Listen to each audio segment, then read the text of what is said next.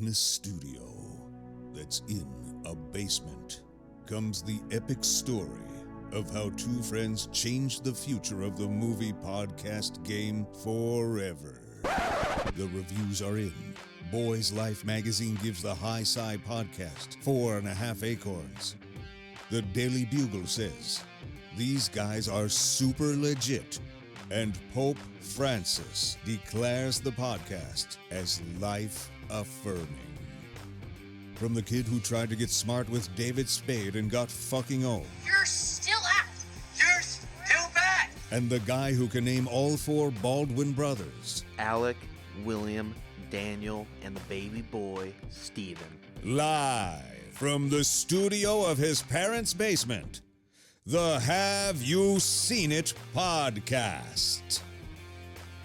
Welcome back to the Have You Seen It podcast. My name is Mason Knight. Sitting across from me is the one, the only, Cash Krause. Yes, sir. Yes, sir. Good to be back. Good to be back as always. Oh, yes, absolutely. And today's a special day. It's our Throwback Theater. Throwback Theater, and we are conveniently on Thursdays. Continuing on our saga, our journey of the Indiana Jones franchise. And what a fun, adventurous time it's been a ride. It's been a ride, and it's been coming, one I've enjoyed. It's coming to a close, It unfortunately. is. Well, I would like to think that it is going to close, but it's not. We got one more after this. Absolutely. So we are reviewing / talking about Indiana Jones: The Last Crusade. Yes. Directed by little unknown director. Don't know. Let me see. I'm Stefan Spielberg. Yes. Never. Am I saying that right? That's right. Stefan Spielberg. Stefan Spielberg. That's right. Yeah. That's right. Okay, that's right. Yeah, and also a little known guy named little tiny. He's only 4 feet 3 inches tall. We know that. You can pick him up, put him in your pocket. George Lucas. Yes. Just a billionaire. But at this point, yeah, I mean, Well, he now, sold Star Wars for $4 billion. He did. Don't He forget about donated it all to charity. I thought he donated half. I thought it was all. It was probably all. It was probably But all. he's probably He's still a pretty I nice mean, he's guy. still a billionaire though. Oh yeah, of course. Well, yeah, it was like teaching. It was like school charities, wasn't it? Yeah, it was pretty awesome. He is a great man. He's a great man, a great storyteller. But yeah, so we were talking about The Last Crusade. We are. Sean Connery played Henry Jones. Indy. Wow, that's really good. Yeah, I know. That's really good. You practiced on that. I know you did in the mirror. I can just see it now. Cash Krause just sitting there practicing. Well, I really get in the mode when I'm seeing the film. I really kind of dive into character. It's hard not to. Yeah, because this film invites you in. It does. It makes you a part of it. And in my personal opinion, and I know you're going to say it. I know we'll jump into it right away. But man, this is my favorite, and I think this is the best made Indiana Jones film out of all 4 of them. Well, oh wow. Better than the 4th one, huh? Yeah. Surprisingly. Don't even know why I needed to. But I would probably have to agree with you, yeah. And I just think story structure and everything. Yeah, and the more and more I see it, and the more my filmmaking taste matures, I think this one separates itself from the rest of the pack. It does, in so many different ways, too, that we will jump into. This one felt like what the second one should have felt like. Yep. It feels like Indiana Jones, but on steroids, which is exactly what the last one. Although we love the last one, we did kind of shit on it last week. The Temple of Doom. Because it is. I don't think it is. It is the softest out of these original 3, but yeah, it's. I think Temple of Doom is one of those where we grew up on it. It was the big shock factor, and there were a lot of comedic moments in it, but it just didn't have that same Indiana Jones tone to it that I think. This one does in Raiders of the Lost Ark. Yeah, and we've talked about it a lot, so you can go back and watch a review on that. But yeah, and it had the tone. The second one, Temple of Doom, had the tone that no one really wanted to be there, and that kind of resonated. For this one, you can really tell that everyone's back. They're back in full spirits. Yep. They have original characters from the first one that are back that weren't in the second one. So that second one really felt foreign to me. But this one has got it. It's got it all. It's got the return of Sala. It's got the return of Marcus. It's got Indiana Jones' dad. It's got a young Indiana Jones, played by River fucking Phoenix. Yes. Crazy. And let's just jump into this right now because I want to talk. Well, let's jump in the intro. Let's jump in the opening. That's what the opening, okay? Because what a way to introduce young Indiana Jones in the storytelling. Yes. Like in everything we find out about who Indiana Jones is in through this one scene. And we'll talk about that specifically, like, soon. But and then I love how we see Indy come up from the hat as a young River Phoenix, and the hat comes up, and then we see Harrison Ford, and it's like getting reintroduced again. Boom, he gets punched right away on the ship. It's just brilliant, man. Yeah. It just showed you exactly who Indiana Jones was, even from a small and child. showed him how he became this character in a span of 3 minutes, which is just amazing direction and story. Even up to the scar on his chin. On his chinny chin. Absolutely, yeah. With the lion, whoosh. And it's talked about a lot, but because Harrison Ford, he was the one that brought up River Phoenix. But he is 100% right. He is a perfect... I mean, he's exactly what I expect a young Harrison Ford would have been. Yep. Young, rambunctious, just fucking drop dead good looking, even as a child. Even as a kid, yeah. It is such a tragedy that we do not have River Phoenix around.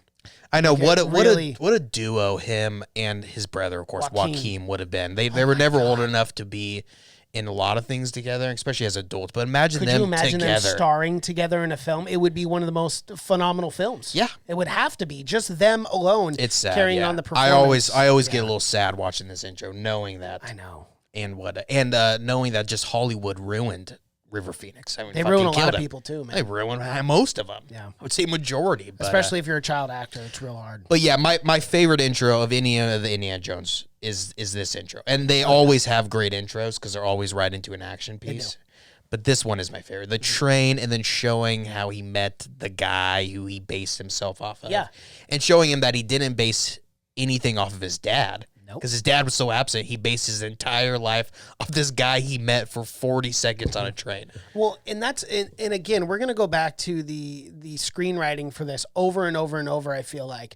But again, it just summed it up perfectly, their relationship. Because Indiana Jones has the cross, he busts through the door, and he's trying to tell his dad, and his dad goes, no, wait, count to 10. Yeah. He goes, count to 10 in Greek. Indy. Yeah.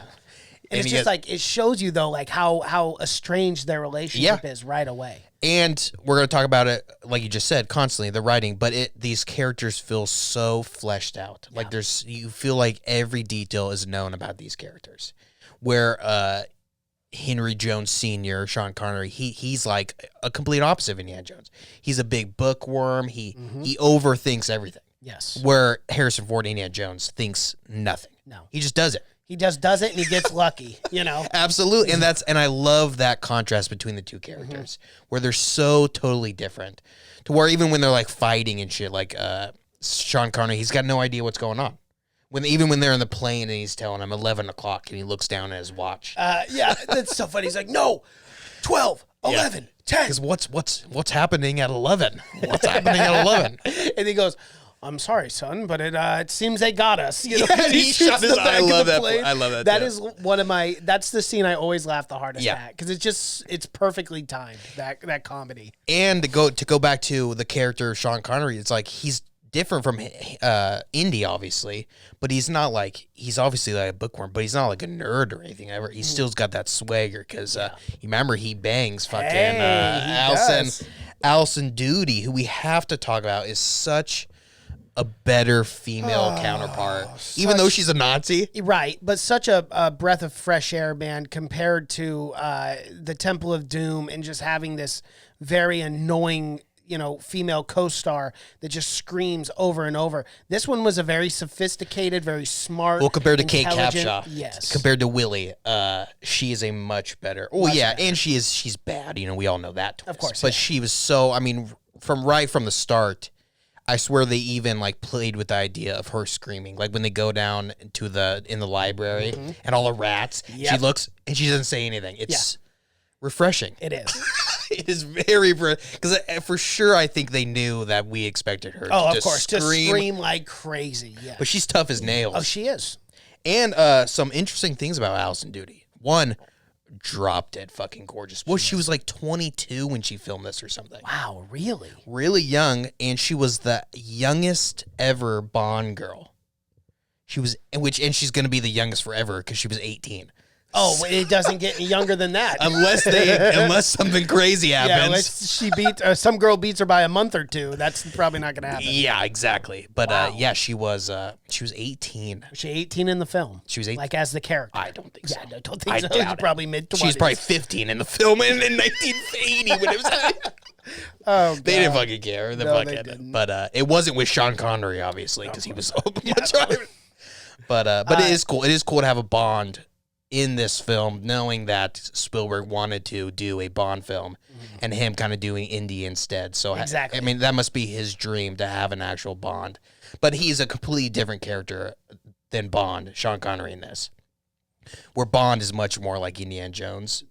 Henry Sr. is, again, much more of a librarian. Yeah. You brought up that rat scene earlier, and I just got to bring this up because I like these little trivia things. Did you know that they had to specifically breed these rats? Strangely, you might not believe over 2,000 rats. You know, I might not believe this, but I did know that, and I know that because I think of the film Willard that has a bunch of rats. Mm-hmm. You can't get rats off the street. No, you can't because they're infected. So whenever there's a large amount of rats in film, they breed them specifically for that, and they keep them in like a bubble. Yep. To where they can't, which is wild to me. What do It's they do with these crazy. rats when they're done? What do you I don't think? want to know. No. I hope they're not releasing them somewhere. No, they're definitely not releasing them. Well, they couldn't kill them. I mean, they could. They could. But even in 1980 something, that probably many rats would unethical. be pretty. Yeah. And I know that they still do that. They still breed rats for film. So I'm guessing they're not killing all of them. Even rats, PETA, if it lives, if it's got a heartbeat, you can't kill it. You just can't. But One of the interesting things about this film too was like the Nazi uniforms looked really authentic. Like that was one thing, and just watching. well, this over and over. I love the Nazi rally scene. Is fucking. Remember when he gets right next to Hitler? Yep. It's so funny. Indy, But you want to be a real hero? Fucking take your gun out and plug shoot that guy in the chest. I guess Then it you was would've been the hero. 38, so technically it was before he really got The rise of, he was already doing horrible shit. of course, but it wasn't maybe as mainstream. No, not And no, news not does everyone not knew go about it. No. around Yeah, as definitely fast in not. 1938 as it does now with social media. No, definitely not. But everyone knew he was. I mean, bad you go to a rally and they're burning books. Right. Well, there was a giant. He's not a book hero of burning the there. people. Yeah. But I love that God. scene. I love that scene when Alison Duty's character, because she is an archaeologist at the end of the day. She's a Nazi sympathizer. Right. But she cries when she sees the books burning, even though she's a Nazi. But I love that she's scene an intellectual. where, since you brought it up, where he runs into Hitler. Hitler's got such, and again, it's kind of that subliminal writing that was really, really funny. Is that like Hitler had everything that he wanted in his hands. He wanted the Holy Grail, right? Yeah, That's what the Nazis were coming after. But he didn't even take the time to look at that book because all he would have had to do gotta was flip burn it. through it. Yeah. All he did is just sign Adolf Hitler on that thing and hand it back to him. It is such a because funny wasn't he scene, though. signing it and then they were throwing in the fire, weren't they? Wasn't he signing books and then they were just throwing them in the fire? Oh, maybe. So I'm pretty sure he just thought that they were just gonna signing them. They were burn like, it. yeah, Hitler signed this. It's like, yeah, I don't like Because this they were book. burning all those books, so I'm pretty they sure they were. were signing them and they were just tossing them in. So, That's funny. Yeah, but who knows? Hitler probably didn't even know the whole operation was going on. I mean, there's probably people below him doing that. it. But yeah, I mean, they make the perfect villains. I mean, especially in the 30s, you could pretty much have to have, but the perfect villains because their whole society was so much into like the cult and stuff. Yes. So that's true. So it's is. cool. It is cool that they can or put that into like real. Well, it real is fact. true. I mean, too, with Nazi scientists and stuff, like they were experimenting. They were, doing very evil and awful things. Well, the whole Nazi belief is that the Aryan race is an ancient race that was, 10 feet tall and perfect blonde hair. And they lived with the Atlanteans, who we know what happened to them. Fucking city sank. They drowned. You, All of them. you got to have flood insurance. You got to. You really do. But yeah, so that was their belief. So I like that aspect. They're a perfect villain for this kind of thing. But I also like a little Easter egg. Remember when they go past the picture of the Ark when they're in the below and they go to the rats and she's like, yeah. America, she goes, "What's that?" He goes, "That's the Covenant Ark." She goes, "Are you sure?" He goes, "I'm pretty sure." You know you want to go. Trust me, I'm don't fucking even ask sure. me. But I like that. Oh, and they play the theme right when she says something about the Ark, you can hear in the background they play the theme from the first Indiana Jones real really? quick. Yeah, they do. Which is just John Williams being John Williams, being just fucking being perfect. the greatest of all time. Just knowing exactly when to put music to heighten the sense. Well, he's got an ear for it. He's the greatest. I mean, He one is of the greatest composer composers of of all our time. time. Yeah. Yeah. But yeah, he's great. Yes. The score is amazing. That's one thing. I mean, but every Indiana Jones has amazing. That's one thing that you can't complain about. In even fucking Crystal Skull, at least the score is John Williams. It's still good. Yeah. You know, another thing with this one that absolutely blew me away, in comparison to the other films, because I know the Raiders of the Lost Ark was on a strict budget. We do know that because we talked about that. Yeah, in it was the first film that episode. they did. Yeah. And then Temple of Doom was kind of its own thing. But in this one, you could really tell that they took the time with stunt choreography and with the action scenes and the explosions. One scene in particular that just stands out, and it looks really good. Like you can't even tell that they're dummies or whatever. But the tank scene, when that Nazi truck is pulling up with all those soldiers, and Indy shoots it and it explodes, and you see all the bodies fly. Not Indy, Henry. Or Henry, yes, not because Henry. he was inside trying to break out Marcus. Yeah, exactly. Yeah. But he shoots it, and the truck explodes, and you see bodies fly everywhere. It looks great. Reminded me of Saving Private Ryan, like a precursor. Yes. Spielberg, like, oh, I know how to kill Nazis. Right. I've done it a million times. So that always and this film holds up. I mean, it's the newer one besides Kingdom of the Crystal Skull, but this film holds up, I think, more than any of the other ones. Yeah, as far as special effects and like the premise wise, because even when they're in the plane, you can tell it's kind of in front of a green screen at the time, but it looks fucking great for 40 years ago. It looks really good. All the special effects. It just blows my mind that they didn't have any CGI or anything to do this. Like, well, even when the plane's coming into the tunnel too. That looked really, really good. And when they're running and the Nazis in the plane and he looks at them. I love that. Yeah. And the those seagulls. are those small comedic moments too that are really funny. Like the Nazi looking down with, as you said, with the airplane going through the tunnel. So hilarious. Yeah, this one you could tell they're not. I mean, I don't want to say they're not taking it as serious, but it's much more, even though it's much more comedic. Yeah, at times. Everything, even the entire premise of like the Holy Grail and everything. It's much, it's way more less serious even than, the Lost Crusade or whatever. They're not nearly taking it as serious as that. I thought at some moments it would get serious enough to where like you really rooted for Indy. One scene in particular, again, when he's on the tank and the Nazi knocks him off and he's hanging on and you think he's going to run into that wall. If it wasn't for old Henry, he wouldn't be living too much longer. Yeah, and they were using they're using World War I tanks in this for some reason. I don't know, which are very difficult tanks to maneuver. And I don't know. This is 1938. I don't know why they're using, why the Nazis. Although, remember, they did get all those tanks and everything from the guy who helps them. Or the guy leading the country who does everything for a Rolls Royce. Yeah. He's like, okay, tanks, men, anything you want. Anything you want. One Rolls Royce? Yeah, that's all that guy wanted. I know he was bragging about it too. He's like 80 horsepower or whatever. It's insane. I know. And he wanted to give them gold. Uh-huh. Does he know how money works? You can I buy. don't think he knows the exchange of currency. I think he's a little behind on that. You could buy 100 Rolls Royce, but he did one. He said, "Hey, we're good." Well, pretty selfish man. And the Germans were like, all right. No, not the Rolls Royce. Okay, this is the best one we have. Yeah. It's crazy. I also love one of my favorite scenes, the one that made me laugh the hardest probably, is when Henry and Indy are on the Zeppelin. And I love the whole Zeppelin scene. Oh my God, For some reason, that's always a scene that really stuck with me, even as a kid. I think Zeppelins in general. I loved at that point in time, people thought Zeppelin was the height of travel. Yeah. I would love a world where we live where Zeppelins are everything. Not me. What? No, dude. So cool. I like airplanes. It's They get me there so much faster than a Zeppelin. Yeah, but Zeppelin would take you forever. Yeah, but you're not having dinner on a fucking airplane. That's like a good dining point. and drinking. Okay, so like if you're going like maybe That's to what I'm a talking different state, it would be fine. Like Oh, maybe yeah, we're not over one the state, but yeah, not overseas. yeah, no. Hell no. But yeah, it'd be cool to just travel around. I mean, if you had your own Zeppelin, how cool would that be? That'd be pretty awesome. I don't know where you'd park that big bitch, but You park it and you get a tower and you park it.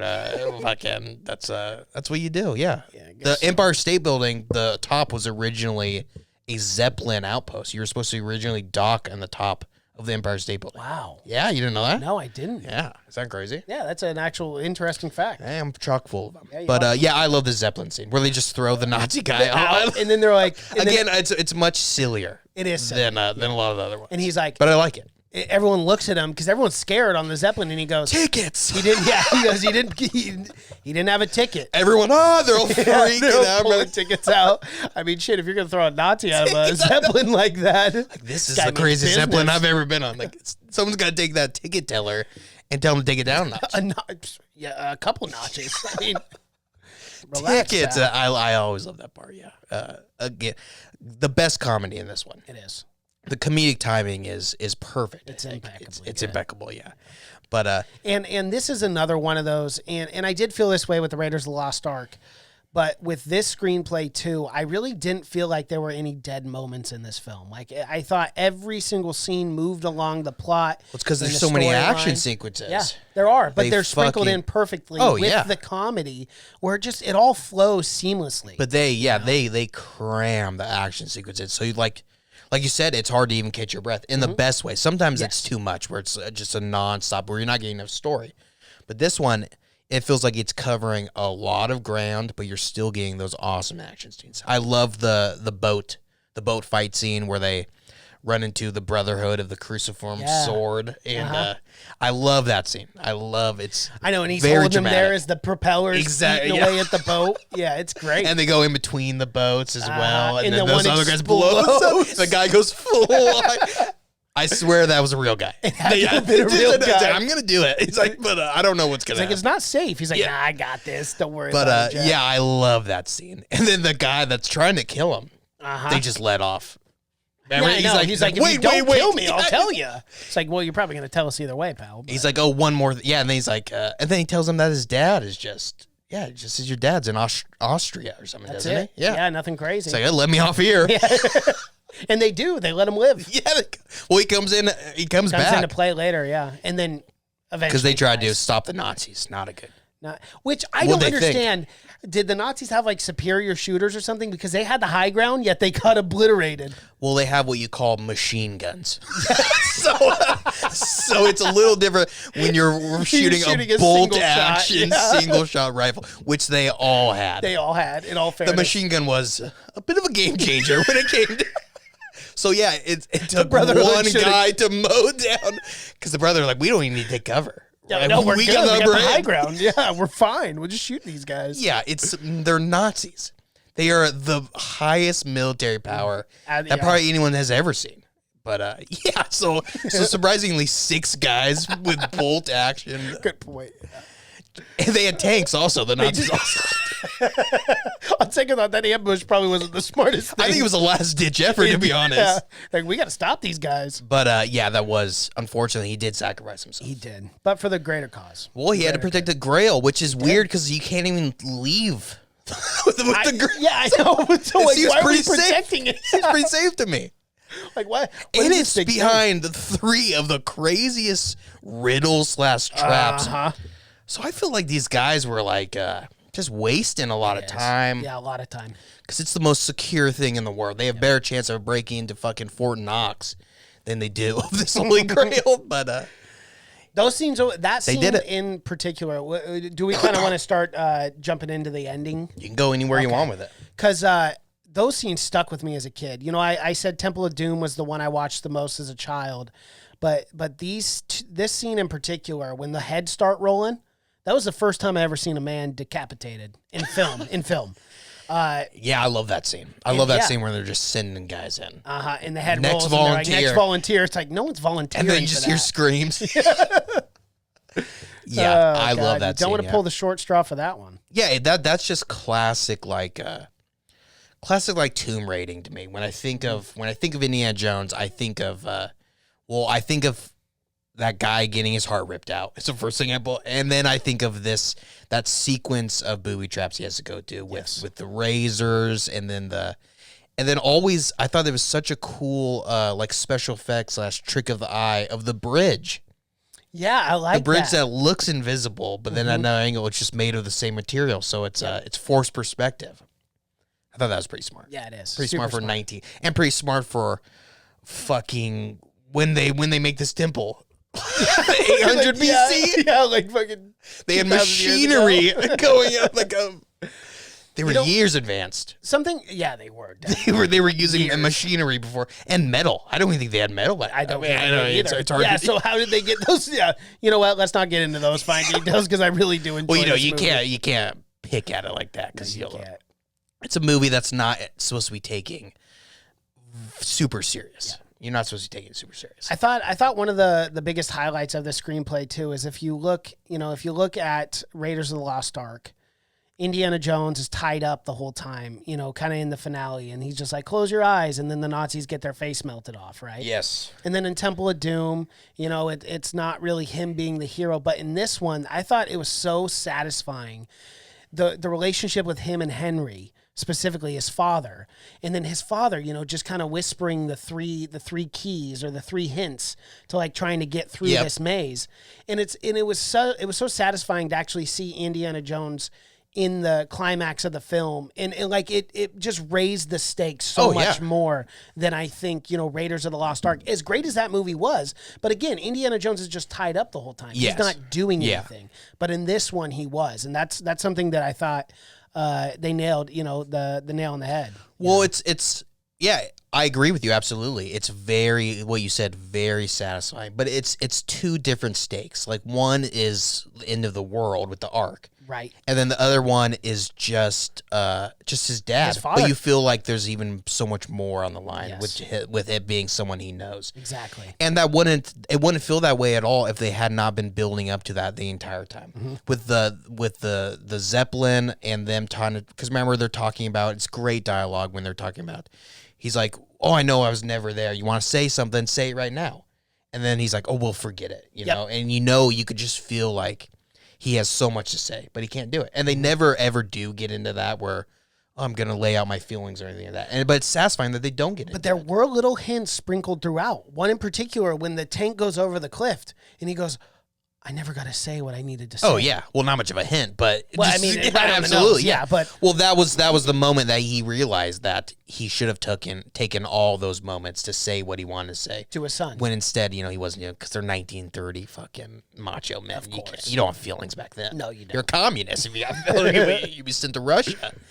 But, I love that. But you're right. It's very satisfying at the end for Henry Sr. to give up the grail that he has dedicated his entire life and given up raising a kid to find. Yes. And if you watch carefully, fascinatingly enough, he calls Indiana Jones boy and Indy. He never calls him by his full name, not one time in the film, until that moment where he's about to fall and he goes, Indiana. Yeah. The name that he always wanted to be called. Oh, yeah, because he hated calling him Indiana. Because their dog was named Indiana, which I love that ending too. It is so perfect.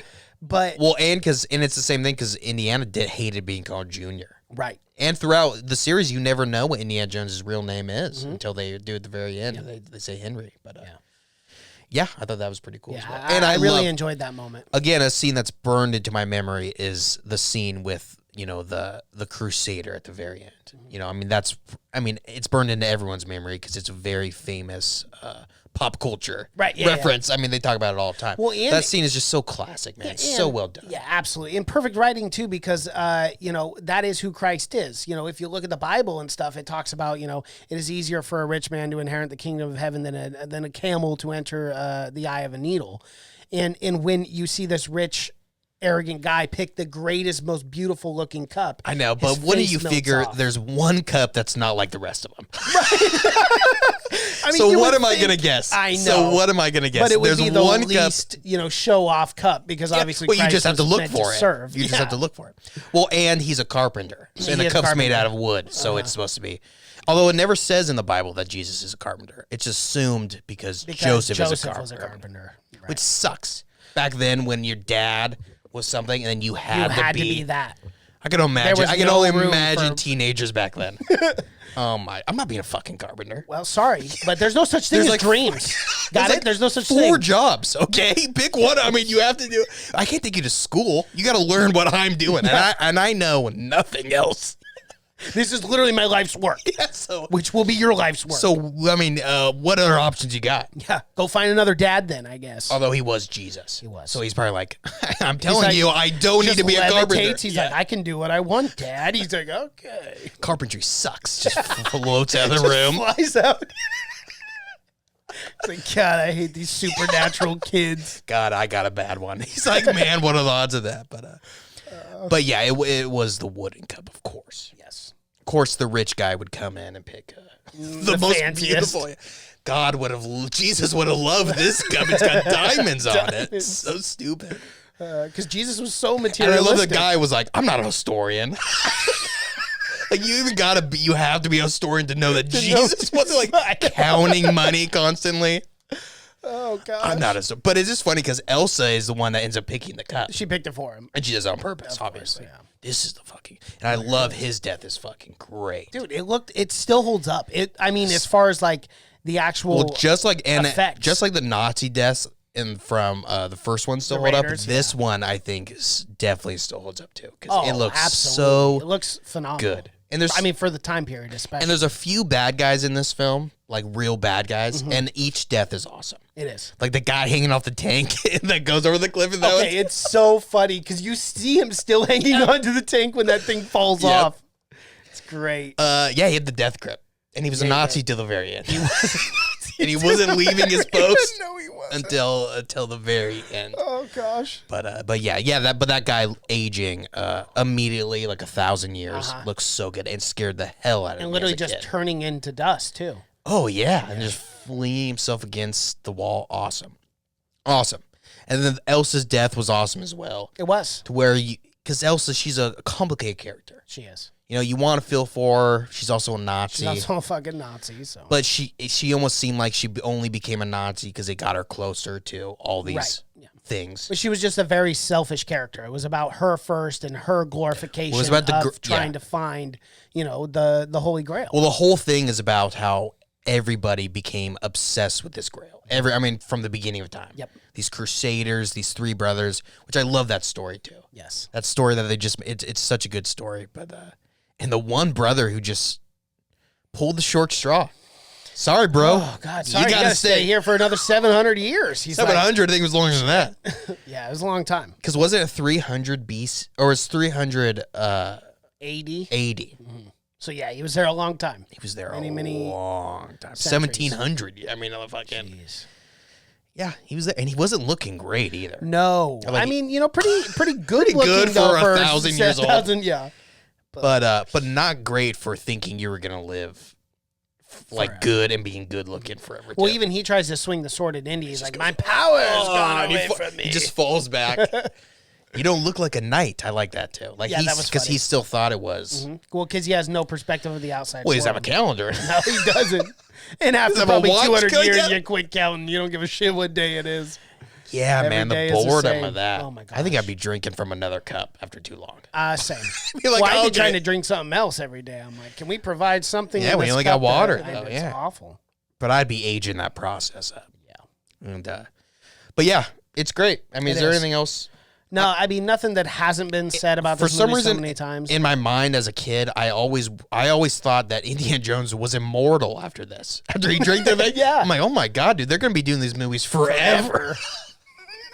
Not the case. But no, and for some reason, it wasn't until like recently that I realized, oh, you can't take the cup, but and also the powers don't even work. No, So it's a real catch-22. it is a catch. Like 22. you're looking good for a while, but you can only like invite people into the cave to see you. When you'd have to set up shop, you'd have to set up your home real close to this the thing so you cave, could yeah. keep drinking out of the Holy Exactly. Grail. Yeah. And every party you would have to be in that fucking cave. So you couldn't. Kind of defeats the purpose. It does, yeah. But that's classic Bible, It is. you know? You can't ever have anything that's too. Nope. Of course. And that's classic Indiana Jones where the craziest thought is at the start is he wanted to put the Grail into a museum. Remember Yeah. the whole thing at the start Uh-huh. is they're gonna get it and put it into into the museum, into Marcus's museum. It's not going to happen. It's a crazy thing to have in a museum. God, could you imagine if we actually had that? If we had Or the the Ark of Ark. the Covenant, Yeah. and the Holy Grail. Well, they say they have the Ark of the Covenant. I mean, the many churches claim to possess it. Oh, really? Oh, yeah. Oh, wow. I think it's Ethiopia who says they have it. Oh, okay. One of the oldest civilizations in Well, the world. I guess the only way you would know is touching it. They don't allow anyone in to see it. Okay. Yeah, no. No place that claims it allows people. Yeah, of You course. couldn't really allow a tourist in there and not to fucking It spit would on be, it or well, do some or stupid just shit. touch it, Yeah. just out of And temptation. you're releasing all kinds of curses. And Harrison Ford, he's getting old. He can't be fighting mummies. No, he cannot. I mean, there comes a point where you got to hang up the whip. Absolutely. But not anytime soon. No, because we're getting one of these out. As we will learn when we do the Kingdom of the Crystal Skull. Yeah, we'll say it now. We will, we have to. We will learn it. That will be the next one. But we will talk about future Indiana Jones plans. We will endeavors. When we talk I about, cannot wait for that. because that will be the highlight of that. Probably review. podcast, yeah. Is saying, hey, we're going to get a 78-year-old Harrison Ford on the screen one more time to play Indy. And I'm okay with it, believe it or not. I am. I don't know how it's going to work. I wish but they would have just kept making these, like in the 90s. I think these would have been great 90 films. I Yeah. don't know why they hung it up at Well, you would think you know? he would never want, because how he's so involved now. But I'm almost positive it's him. I mean, everyone want to move away. You do a trilogy. yeah, And you don't want to be known by one thing yeah, constantly. that's true. And Harrison Ford, not a big fan of trilogies. No, he's not. Well, not a And huge not fan of a- Han Solo. Yeah, not a big fan of thinking he has to. He has an obligation to be in something. Because then he'll just say, just kill me off in it. And we might get that in Indiana Jones. We might. He might gotta die at some pass point. the whip to someone else. It's not going to be Shia LaBeouf. No, hell no. But we're getting too far ahead of Yeah, we ourselves. are. We'll talk about that later. We'll talk about theories. I say Chris Pratt, but that's me. Well, Shia LaBeouf was in Kingdom of the Crystal Skull. Well, He's I his know. son. Yeah, but I'm talking about in the fifth one. Yeah, it would be weird if they... No, it's him in the fifth one. I don't No, think they'll there's a- kill yeah. off Shia LaBeouf. Oh, no, I know it's not Shia LaBeouf in the Yeah. fifth one, but it's Harrison Ford in the fifth one. I don't think there's a subplot. It's just him. No, but I mean, after the film, when he dies, someone will take the reins of Indy. I don't think anyone will ever redo Indiana I would like to Jones. see Chris Pratt, if I'm being honest. I wouldn't, Why? because he's not. I don't think Not there as needs. charismatic? I don't think there needs to be another Indiana Jones. He's not even dead, and you're planning. He's not even in the grave. Look, if I'm the producer, I'm trying to make as much money off this film as possible, right? I see the Look, dollar Harrison signs. Ford. Be honest. How many years you got left? We gotta start planning this. Come thing. on, man. I mean, how many more planes you gonna crash? Yeah. You know. That's very true. But it's got to suck for him because he does a lot of his own stunts in does. these old ones, and he just doesn't do that anymore. He just can't. Well, he also had a stuntman who looked just like him, Vic Armstrong. He's a famous stuntman. Yeah, he is. And he did a lot of the work when Harrison Ford was injured in Temple of Doom. Yeah. But they kind of switched off on this one more so. He did most of his work. Yeah. I think there's like a trivia about his stuntman pulling him to the side and being like, "Look, I got to do something." Yeah, like I'm getting paid to be Oh here. yeah, because that's where that line comes from. Because people have always said if Harrison Ford wasn't so charismatic, he'd make a really good stuntman. Because I guess he's just crazy. Yeah. Which is not crazy to hear because we've always known he's a little, Of course. little off his If you fucking clash or gourd. if you crash a plane more than once and you still fly planes, More than once, I think he's crashed yeah. 3 planes. Oh my god, we get an update on Yeah. our movie news at least like once every 3-4 Well, years. and in Temple of Doom, he hurt his knee, didn't he? Because he got in a car wreck. Yep. And then that's where Vic did all the Yeah. stunt work. So this guy's insane. Yeah, he is. All right, that's all I got. Alrighty, well, that is our review for Indiana Jones, The Last Crusade. If you guys like what you're seeing here and you're watching on YouTube, be sure to like this video, comment below, subscribe to the channel, hit that bell notification as we drop videos here every single day. If you're listening in audio format, you can find our podcast on Spotify, iTunes, SoundCloud, Google Play, and Stitcher. Social media pages, Twitter, Seen It Podcast. Cash is on Twitter. That's just Cash. Instagram, Have You Seen It? Facebook, Have You Seen It Podcast. Thank you so much for watching and listening. My name is Mason Knight. That is Cash Krausen. Until next time. Bye.